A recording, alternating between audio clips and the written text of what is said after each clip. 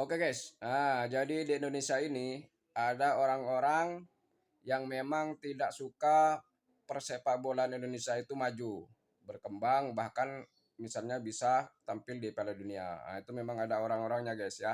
Jadi yang pertama, orang-orang ini adalah orang-orang yang tugasnya itu mengevaluasi dari timnas Indonesia itu sendiri ya. Jadi dia kerjanya itu mengevaluasi. Kenapa orang-orang ini tidak suka?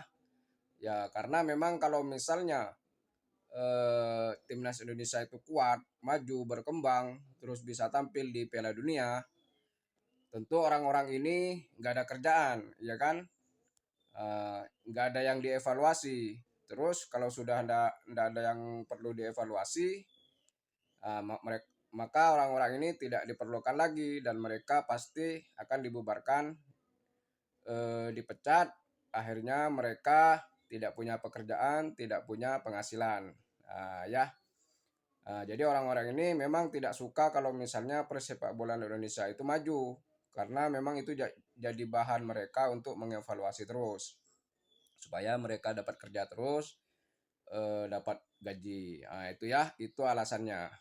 Terus yang kedua ada orang-orang yang memang kerjanya itu mengkritik ya, kerjanya itu mengkritik, menjelek-jelekkan, mencari-cari kesalahan pelatih. Contohnya seperti kemarin kerjanya itu menjelek-jelekkan, mencari kesalahan dari Sintayong ya. Jadi orang ini cari kesalahan terus tuh Sintayong ya, dibilangnya nggak berkembang lah, dibilangnya pragmatis lah, dibilangnya mainnya defense terus lah. Pokoknya orang-orang ini selalu mencari keburukan kejelekan dari Sintayong ya. Karena apa? Sebenarnya orang ini hanya mencari panggung guys ya. Orang ini hanya mencari panggung supaya dia tenar, terus dia dikenal orang, terus harapan dia diundang terus di televisi guys ya. Karena televisi ini memang mencari orang-orang yang pro kontra. Kalau yang pro itu banyak, sedangkan yang kontra ini kan sedikit. Akhirnya yang kontra ini diundang terus. Nah, jadi dia diundang terus di televisi, tampil terus sebagai orang yang kontra, yang nggak suka dengan Sintayong. Akhirnya dia dapat duit terus karena diundang terus di televisi. Itu tujuannya guys ya.